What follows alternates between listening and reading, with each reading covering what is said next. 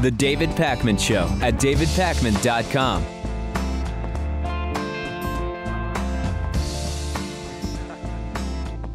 It appears that with Israel's withdrawal of most of its ground troops from the Gaza Strip yesterday, we are hopefully moving in the direction of winding down this, what's been nearly a month-long incursion against Hamas in the Gaza Strip. Hamas officials are vowing to continue their fight. So I don't know exactly what significance it will have that Israel has started to remove all of its ground troops. We can hope, Lewis, that this will be, I mean, it's hard to even really use the term permanent when we talk about this situation, but a long enough lull in violence, in escalated violence, that maybe there could be the start of some kind of peace talk. I mean, that's really my ultimate goal. And I'm evaluating everything that happens in terms of, does this get us closer to peace talks or farther away? As long as there's some type of ceasefire and there are peace talks, that's a good thing. But this is always what happens. There are peace talks. Things calm down for a little while, sometimes for years, and then it flares up again. And this cycle just continues. No question about it. And, last week, I won't rehash. Last Monday, I did a whole 7 to 10 minute explanation of what I think would be the parameters and prerequisites to have maybe some kind of productive peace talks. I won't rehash that. I do want to answer a couple of questions that came in, though, Lewis. One was about media bias, right? I get emails from people saying U.S. media, even let's take a step back, Western media is completely slanted against Israel, and some who say Western media is completely slanted in favor of Israel. And what's interesting, Lewis, is that when you look at this, you can really make a case for either depending on what information you include in your analysis. So I'll give you an example. You could take the point of view, right, that the media, the corporate media in the West, is completely slanted in favor of Israel by saying you hear disproportionately from pro-Israeli voices versus pro-Palestinian voices, whatever those terms ostensibly mean. And you don't really ever hear significant criticisms of Western funding of Israel. And that means we have completely pro-Israeli corporate media coverage, right? We hear that often, Lewis, and that's one analysis that can certainly be made. That's a common one, yes. Okay. At the same time, there's an analysis that isn't as often made because of what I think is a bias in how media coverage of the bias around this issue is analyzed. In other words, it's a crazy word salad. I'm sounding kind of like Sarah Palin, brutally assaulting the English language. But what I'm saying is something else. If we're biased in how we analyze bias, our analysis of bias will itself carry bias. And I'll give you one example, which I had a conversation about over the weekend with some people. If you look at the reports of the deaths around this recent 3 to 4 week conflict, you constantly hear reports of 100 Palestinians killed, 50 civilians, or 40 women and children killed. Those are incredibly tragic reports, and I don't suggest that they are not accurate. But the way that these battles are presented would imply that it is Israeli soldiers shooting at Palestinian civilians, ignoring the reality that hundreds and hundreds of militants who are carrying out firefights, right? These are firefights that are going on. Those deaths are almost never mentioned. In fact, sometimes you only hear about the fact that 10 children were killed, and it ignores that this was a battle between militants and the Israeli military. Now, I know the emails I'm going to get.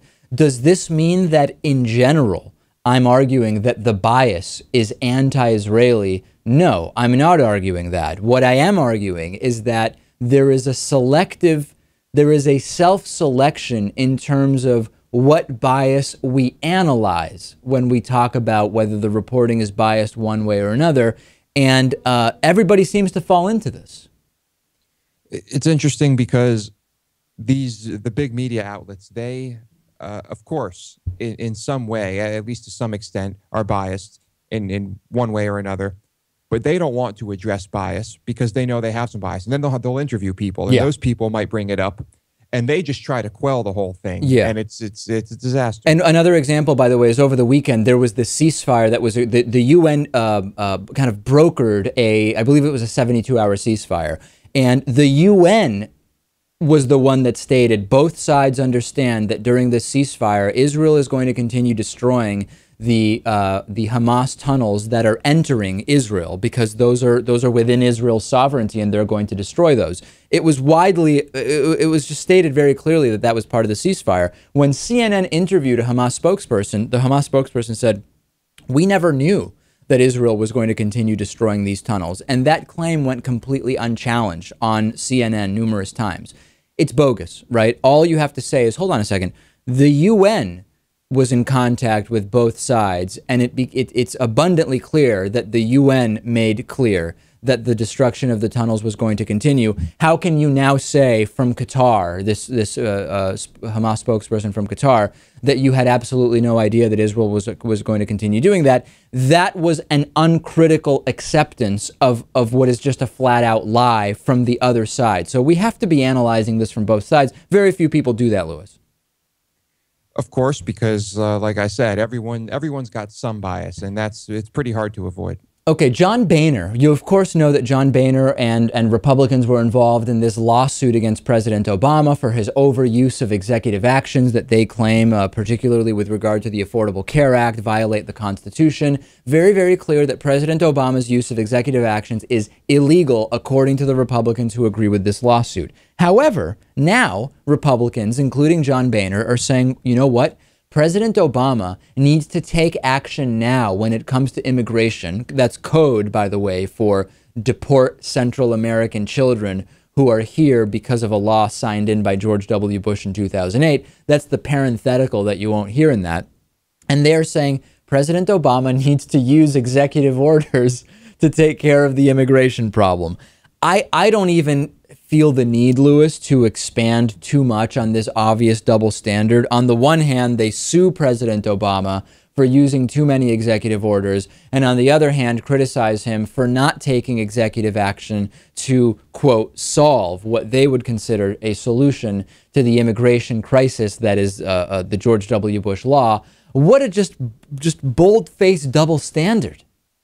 I guess the exception is that perhaps this might be the only executive order that John Boehner thinks President Obama is entitled to, has the right to use, to execute. This is actually, though, a microcosm more broadly, isn't it, Lewis, of the conservative ideology, where you have to have these completely inconsistent, logically inconsistent beliefs to get through your day, even, I would say.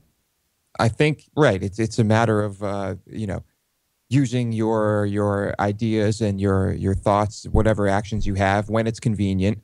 The opposite is true when it's not. And it's just, it seems like it's just all just a political game. Going from one Republican embarrassment to another Republican embarrassment, you'll remember that Congressman Eric Cantor, a Republican House Majority Leader, he lost his primary election to Dave Brat, this Tea Party funded guy. And not only has he now lost that election, he is stepping down altogether from Congress, and there are conflicting reports about why this is happening. So, 7-term congressman on June 10th, Eric Cantor lost the Virginia primary to Dave Brat, and he had to step down as House Majority Leader, and he has announced actually he's not even going to serve out the rest of his term in Congress. He is going to resign now, or a little bit later in August. He claims, Eric Cantor claims, the reason for his resignation is that by doing this, he would force a special election, presumably to be won by Dave Brat, which would allow Dave Brat to assume a few months sooner than he would if they waited until the November election. And as you know, Lewis, seniority so important in the House and Senate that this would actually give him a seniority edge because he would come in a few months before those who are elected in November and assume office in January. That's one explanation. Do you believe that explanation, Lewis? I think it's a possibility. I can't say with certitude. Okay.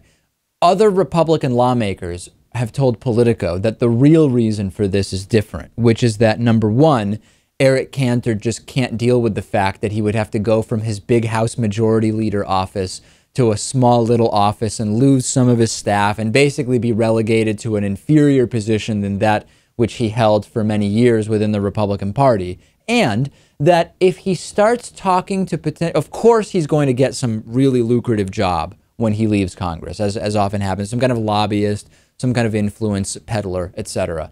If he starts talking to those companies now, some of that conversation would be legally have to be made public. People could file Freedom of Information Act requests and otherwise could find out who he's talking to.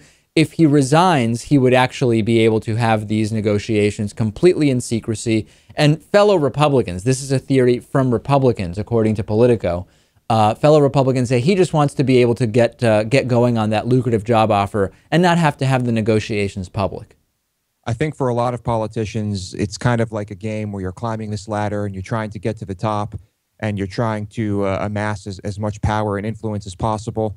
And then when something like this happens, you probably think, well, clearly this isn't working anymore. It's time to try, to do the same thing in a different setting. But Lewis, there's nothing very fiscally conservative about resigning early, which causes an expensive special election, is there? That sounds actually the opposite of fiscal conservatism. That money's not coming out of his pocket, is it, David? No, certainly not. Remember that CEO? We've spoken before the re-election of President Obama. We spoke about all of these CEOs who were saying, if President Obama's elected, I'm going to have to fire people. I might go out of business. It's going to be the end of the world. Nephi sent me a very interesting article, which actually followed up with Westgate CEO Dave Siegel. Dave Siegel's the guy who, during the Obama re-election campaign, said, if President Obama's re-elected, I might end up having to fire all of my employees. He sent out this letter to his employees, basically encouraging them not to vote for President Obama, saying that depending on the results, I may be able to keep people working for me, or I may not be able to do that. And he said, when you make your decision, ask yourself which candidate understands the economics of business ownership and who doesn't, whose policies will endanger your job. So long and short, Lewis, this guy was saying, vote for Mitt. If President Obama is reelected, I might have to fire everybody. You remember talking about this guy. We talked about him several times. I do remember, yes, vividly. So what actually happened since President Obama was reelected to Westgate and to Dave Siegel? Well, he did not lay off his entire company. He did not close his business down. His employees are not starving in the streets. In fact, his company started doing better, recovering from the negative effects of the Bush recession. The Obama recovery saw his company make record profits. Today, they're doing better than ever. Under President Obama, as I've mentioned, we've had one of the best stock markets in history. That definitely helps guys like Dave Siegel. Instead of firing, he has actually had to hire even more people. His employees maybe being able to now afford reasonable health insurance. He was free to invest more money in other kinds of expansion. He bought the Orlando Predators, an arena football team. He bought a massive casino in Las Vegas. It doesn't seem, Lewis, like the re-election of President Obama was the economic disaster that he predicted it would be. Right. And if you think this guy has a brilliant mind for business, I think him buying an arena football team is proof that that is not true. Right. And isn't arena football one of the most, typically it's been so often an economic disaster for the investors? Yeah, I don't think I don't think that was a wise investment. But he was highlighted in the Queen of Versailles, a documentary, which I watched. Yeah. And everyone should watch that. It's fascinating. It chronicles his business and his huge mansion and then what happens to him during the recession. Right. Well, that's the other thing, Lewis, which you're pointing out, which is in his entire anti-Obama rant, he completely ignored the fact that the Bush recession is really what hurt him significantly. Well, I don't expect a guy like this to come clean about that. No, and I don't expect him to have a change of heart politically now either. I think if I were a betting man, which I'm not, I would bet that he continues railing against the policies of President Obama and saying that Mitt Romney would have really been the guy, and no connection to reality, only the slightest connection to his to the effect that economic policy seems to be having over his business, and that's basically par for the course. Let's take a break. We have an excellent program for you today. Terrible, terrible news around the Qatar World Cup. We will also have a conversation about immigration more specifically. You're not going to want to miss that. The David Pakman Show at davidpakman.com.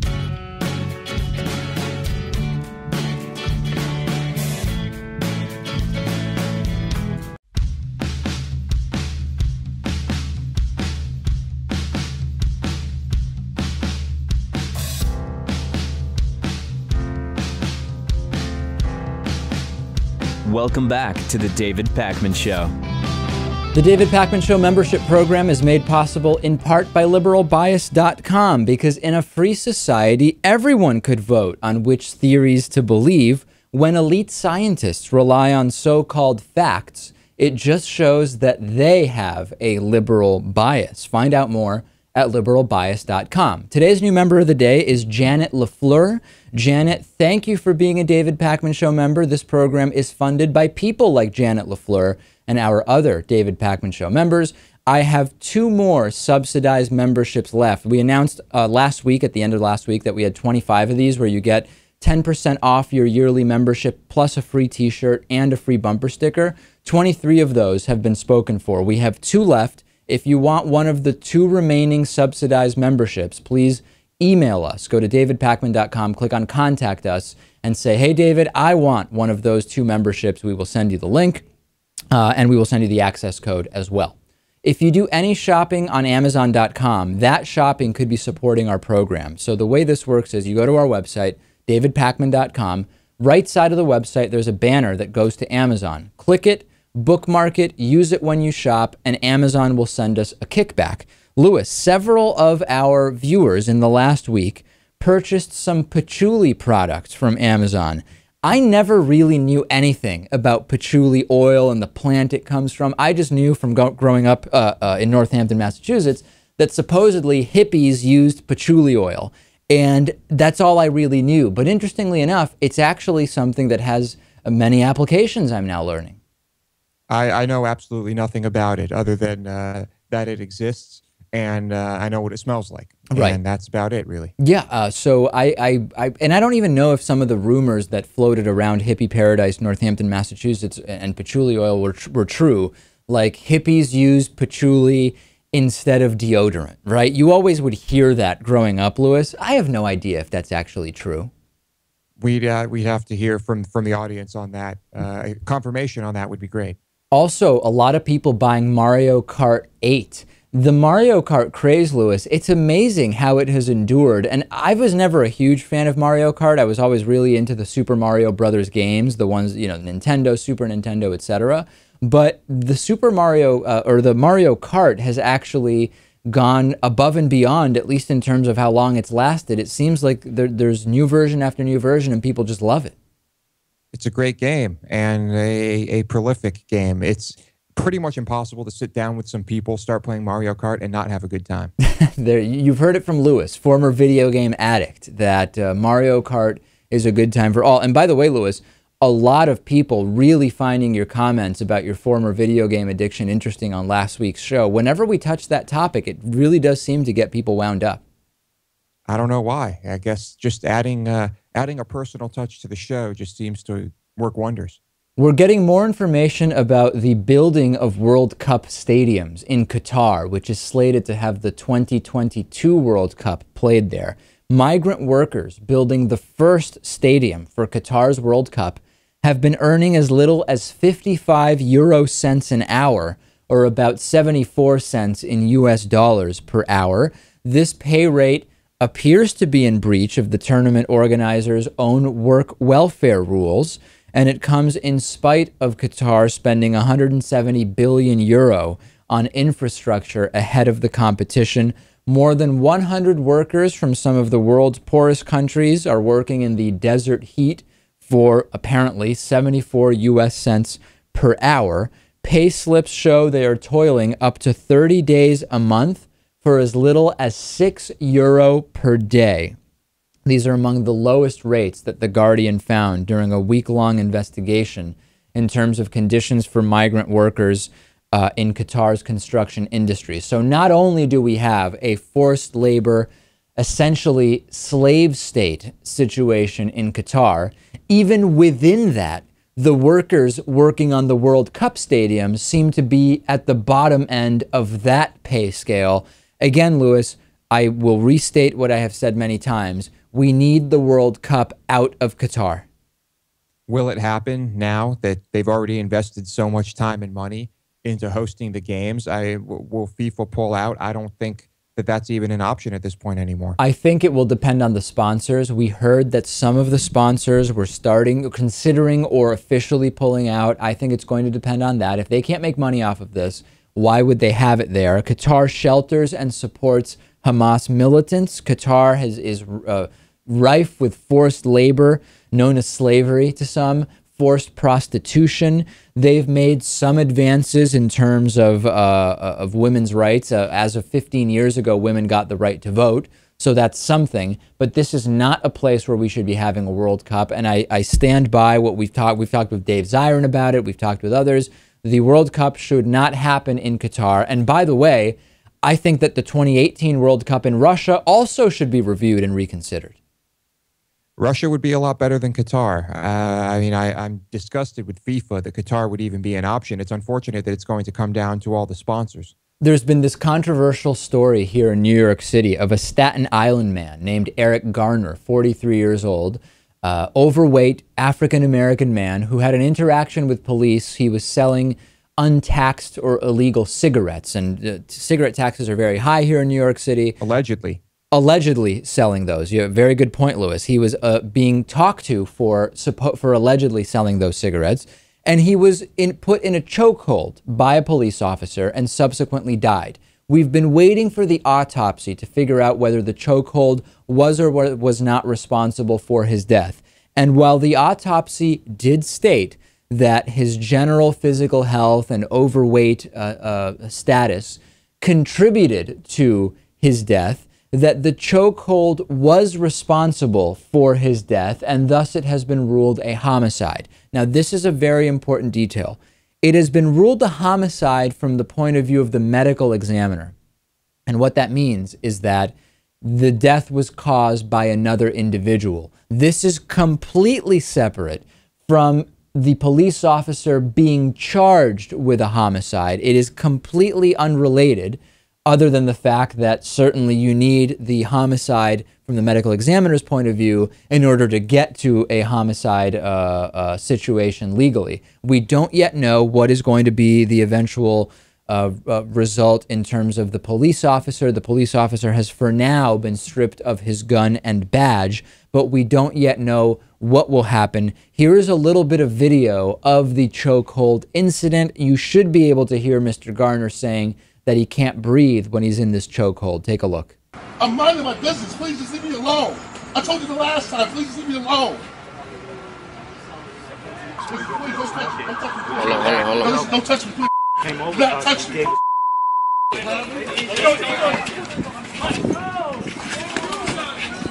Damn, man. All right, stop. Put your hands, buddy. Put your hand behind your back. I can't breathe. I can't breathe. I can't breathe. I can't breathe. I can't breathe. I can't breathe. I can't. So, swarmed by police officers, you hear him saying he can't breathe. And some here in New York City see this really as emblematic of the broader problem with police in New York City. Of course, we know about stop and frisk and its disproportionate application to minority individuals, even though it is not more likely that they are actually carrying drugs, as we found out about. And now we see an African-American man allegedly selling untaxed cigarettes, certainly not a violent crime, even if true. And we see the situation very quickly escalate into a swarm of police officers, one with a chokehold, and now that chokehold, according to the medical examiner, responsible for Mr. Garner's death. We'll see where this goes, Lewis. I am not confident. There's a very, very strong police union in New York City. We know that that there are particularly egregious instances of police corruption here in New York City. I'm not making any predictions here. I can't make any predictions either, but I watched the whole video. The entire altercation was caught on camera. He was complaining in the beginning about being harassed by police. It escalates. If he does resist, he was never violent. The police officer clearly has no idea how to properly use a chokehold. The whole thing is just a completely insane, total botch job by the police. Unfortunately, this thing is just happening way too often. This is one of those situations where I say to myself, could there be more context that I'm missing, which would explain why this went exactly the way it should have gone? And I have a hard time even imagining situations that would explain that. Let's take a break. Fernando Espuelas joins us next. We will talk about Republicans completely mangling once again the immigration situation in this country. The David Pakman Show at davidpakman.com.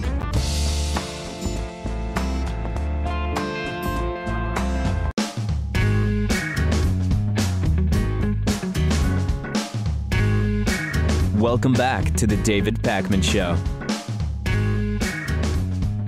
I'm joined once again today by Fernando Espuelas, who is host and managing editor of the Fernando Espuelas Show on Univision's America Radio Network. The topic today is immigration. I'm so interested in this topic, not only because it's so important to so many people, but because over the last 6 months, we've seen what I think are Republicans completely mangling this issue in terms of what they're asking President Obama to do, what they are themselves proposing, and everything in between that's happening in terms of the reaction. So let's first take a step back. Where does the possibility of real immigration reform stand right now?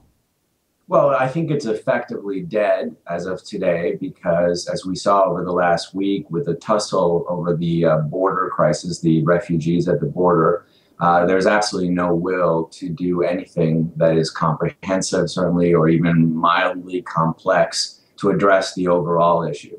I think also what's happened is that we see finally in the bright light what is the extreme right wing of the Republican Party really expressing their true core beliefs, which unfortunately have to do with, I think, my interpretation, is a profound anti-Hispanic attitude, which has nothing to do with immigration per se, but I think is much more deep and visceral and therefore not really conducive to legislation.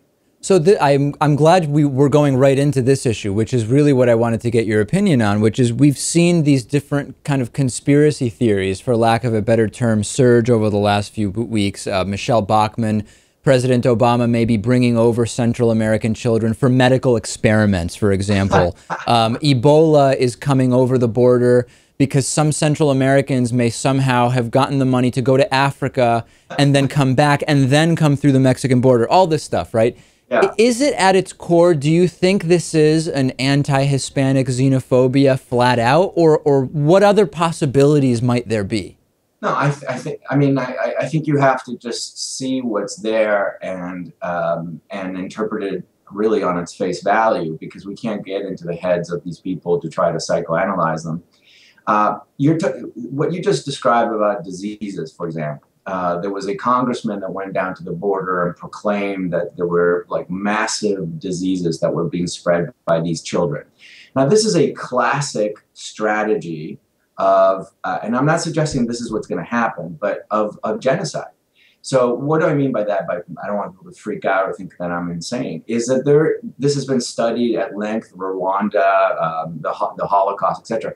The first process by which you're able to, at the very least, dehumanize someone is to essentially say they're different. And in this case, they're different and dangerous because they're trying to bring into our country diseases that will kill us.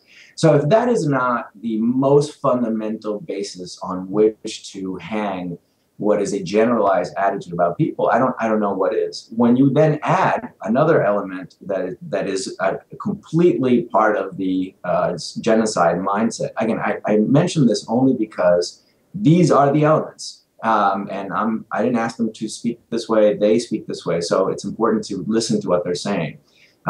The idea that somehow these kids are not children, that they're some sort of other, and therefore are not worthy to have the laws of the United States applied to them, which are very specific. The 2008 Act on Refugees signed by George W. Bush, which says that these children are accorded due process.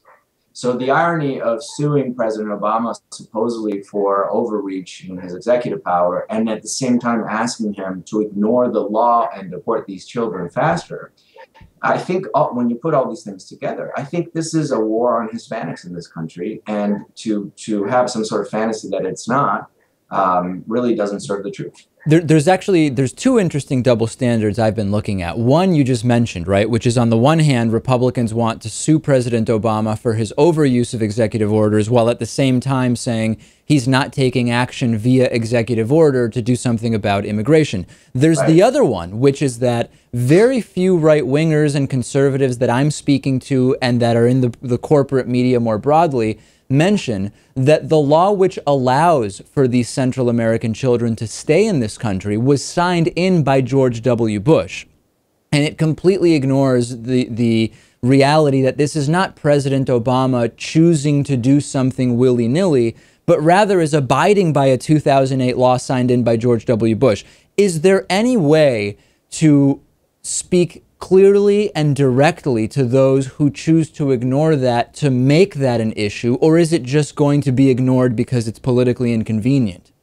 Well, I think it's a good question. My own theory is that it's going to be ignored because there's no fear of Latino voters. We have a dismal record of voting in midterm elections. And therefore, I mean, politics is very basic. It's, carrots and sticks. And if you don't have any you don't have any sticks, you have no leverage whatsoever. So the bet among Republicans, even those who are not on the extreme right, is that whatever happens at this particular juncture, it'll have no impact on their grand dream to capture the Senate and maintain control of the House. I have a different point of view, which is that this information is getting out in a very broad way among Latinos in particular. And let's remember that most polling that is done in this country, let's say, a very respected poll, like a Gallup poll, let's say they speak to 1,000 people. They'll speak to 170 Latinos, which is fine. But at the same time, what that 170 does is it has a huge margin of error because it's such a small sample size. So we actually don't have any accurate polling that says what Latinos will do in November because of this polling methodology. My hope is that this avalanche of attacks, which is really coming every single day, and it's manifested in both verbal declarations in the media as well as voting in the House, will finally motivate Latinos to get serious about midterm elections in particular and have an unexpected effect. Texas, as you know, everyone says in 10 years it'll be purple. Well, it might be faster. I don't know. We don't have the data yet. Places like California, of course, are about 15 years ahead on that curve. And that's why Republicans, after their incredible attack against Latino children in the 90s, don't win statewide elections anymore. So I think all of these dynamics, you can flip an election, especially a midterm election, with just depending on where you are, obviously, but just a couple percentage points. So this is a mathematical fact. If the same number of Latino voters from 2012, not one more, show up in 2010, then the House will flip to Democrats and the Senate will be maintained in Democratic hands. So that's really what's possible. Now, is it going to happen? Of course, I don't have a crystal ball, but there are a lot of people, thousands of people across the social media space, Latinos, who are trying to get this information out so that people say, whoa, this is important. So, that's the unknown factor, I think. Do you know offhand, and I don't have these numbers in front of me, we know that when we look at midterm elections in general, there's always a drop-off in terms of turnout. Is the drop-off more significant among Latino voters? Yes, definitely. In fact, this morning in the New York Times, they were explaining this very phenomenon, which is that, but it was circular logic. Latinos don't vote, therefore Republicans don't care about what they do. However, there are the number of voters necessary for them to care, but no one will ever vote. So, at some level, ultimately, the only people to blame for what's happening to these children and what's happening to the immigration strategy of this country in general are Hispanics. We can say the Republicans are on a war against us, which would be true. We can say many things, but ultimately is our lack of participation and engagement with politics that allows this to happen. Imagine that the Congress passes some sort of, and put in your favorite group, you know, an anti-Semitic law in place, a law negatively impacting African Americans or Asian Americans or Native Americans or Alaskans, whatever. It wouldn't even happen. It just would not even happen because people would immediately galvanize against them, and those people responsible would be on the short list to be booted out in the elections. But you can, as has been proven over the last week, you can essentially say to Hispanics, get out, even citizens and everyone else. You can take, as they did, it won't pass the Senate, but take away 500,000 visas, working visas from working people who are paying taxes, who are here legally, but on a kind of sort of a gray space meaning that they're waiting for a different status. They want to deport the dreamers. I mean, 500,000 kids, they want to deport them too. What other group in this country would be subjected to this kind of relentless, methodical, pointed attack and not have something blow up in the media or blow up politically? I mean, we're the only ones. We're the only ones. So I think the evidence speaks to something much broader, including broader than the Republicans. I think the media doesn't quite get what's going on. They may unconsciously or consciously be carrying forth some of these assumptions themselves. But ultimately, we must look in the mirror if you want to look for the guilty parties, and it is Latinos who don't vote. We've been speaking with Fernando Espuelas. Check out the Fernando Espuelas Show on Univision's America Radio Network. Pleasure as always having you on. Thank you so much. Thanks for having me, David. The David Pakman Show at davidpakman.com.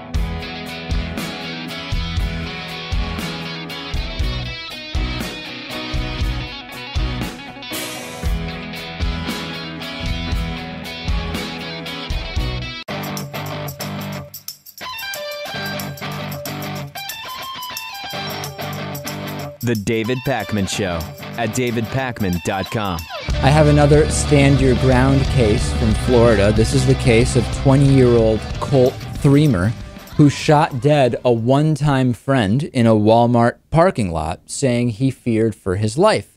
Witnesses were at the Walmart parking lot for a truck meet that night. They say that the victim, Thomas James Brown, 21 years old, was walking away towards his car when 20-year-old Colt Threamer fired 10 shots. Some say that Brown had earlier threatened to kill Threamer over the course of several weeks. The story, as told by prosecutors in a legal memo, suggests that there were drug transactions, addiction, monetary debts, all of which played a role in Brown's death. These facts will unfortunately never, ever be heard in a trial, because prosecutors have decided, under Florida's Stand Your Ground law, that there are no charges necessary here. Threamer will not be charged. Here's a quote. The Stand Your Ground statute makes no exception from the immunity because Brown may have been walking away from Threamer at the time that the deadly force was used. The Stand Your Ground law does not require Threamer to wait until Brown, in fact, retrieves a gun before he fired. That's right, Lewis. He might have been walking away to end the confrontation, or he might have been walking away to go get a gun out of his car. In either case, because he might have been going to get a gun, the 10 shots and killing of Mr. Brown do not require even a trial because he apparently feared for his life. Stand your ground at its best. There certainly have been stand your ground situations that I would agree with, where I think, you know, in some instances, certainly the law makes sense. But then something like this happens and it's a total travesty. This is not how stand your ground should work. What a brave man to stand his ground as someone is walking away from him. Serious question, completely serious question. Can this fear of violence or of death be used when there are open carry protesters around? Because we've heard so many times that the mere presence of these open carry protesters really scares a lot of people who are worried that they're going to get shot. How do you know if you're in a restaurant and 8 guys armed with assault-style rifles walk in? How do you know that they're showing up to make a political statement rather than showing up to hold up the place and steal money, right? How could we have this situation and at the same time say that it wouldn't be justified under Stand Your Ground to shoot open carry protesters because you're scared of them? Certainly after reading a story like this, it seems like anything is possible when it comes to Stand Your Ground, and that it's just completely up to up to the DA to make these calls. Homophones, of course, are words that sound the same but carry different meanings. The incredible story of a social media specialist from Utah who was fired by a language school for talking about homophones because they sound gay has now reached us. This, I was convinced, was a satirical news story. It is not. Tom Torkildsen told the Salt Lake Tribune that shortly after his lesson on homophones went up, Nomen Global Language Center owner Clark Woodger fired him, saying the school is going to be associated with homosexuality because you're talking about homophones.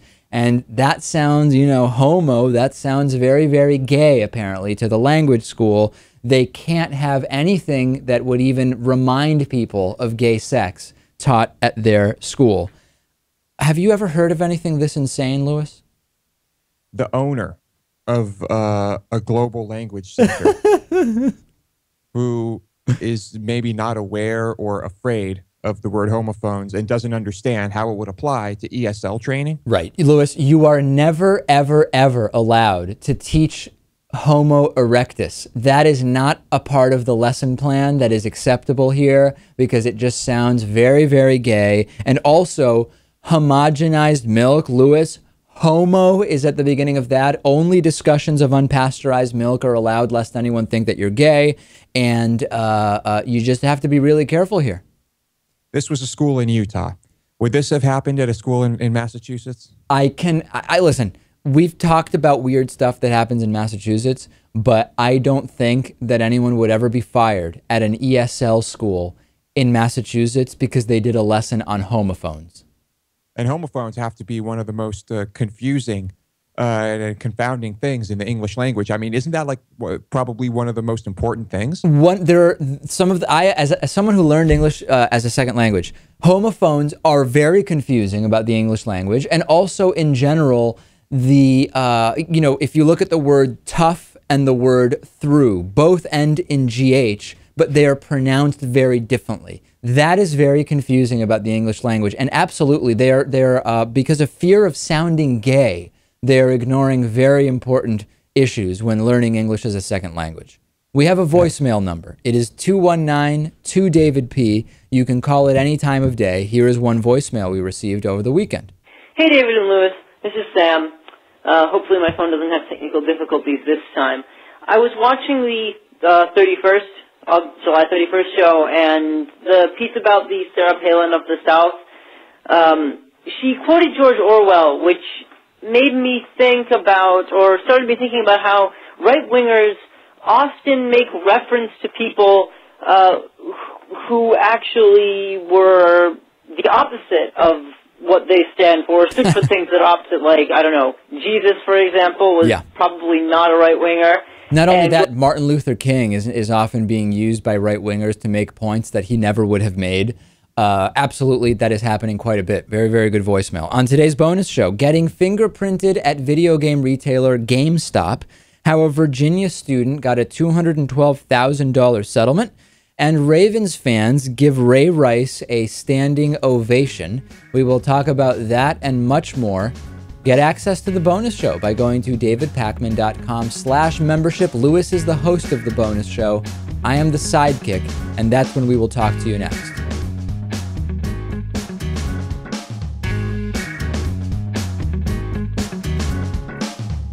The David Pakman Show at davidpakman.com.